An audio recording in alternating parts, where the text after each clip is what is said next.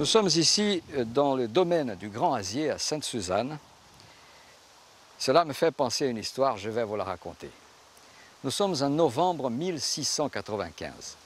John Avery, qu'on appelait également Long Ben, était un pirate redoutable et redouté. Il avait écumé l'océan, les mers des Caraïbes avant de venir vers l'océan Indien.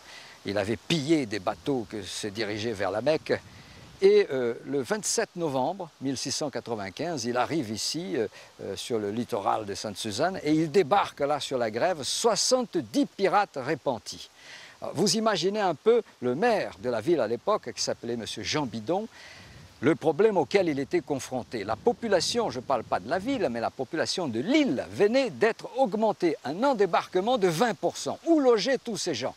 Il ne savait pas quoi faire. Et voilà qu'il débarque François Duhamel à la mairie en disant « Patron, ne vous souciez pas, on peut loger quelques-uns à la cure, d'autres on peut loger à l'église, et puis d'autres on peut loger au Grand Azier. » Ah, le Grand Azier, la plus ancienne propriété que nous trouvons dans notre histoire.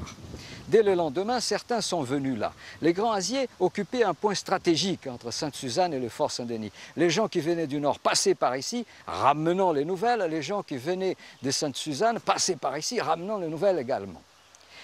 On parle de François Duhamel, qui venait là souvent parce que son métier était fabricant et réparateur de vaisselle. Il avait deux mulets, le sien et puis celui où il transportait sa marchandise.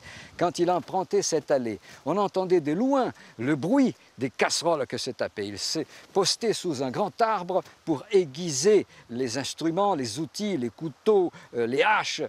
Et là, il racontait un peu ses histoires.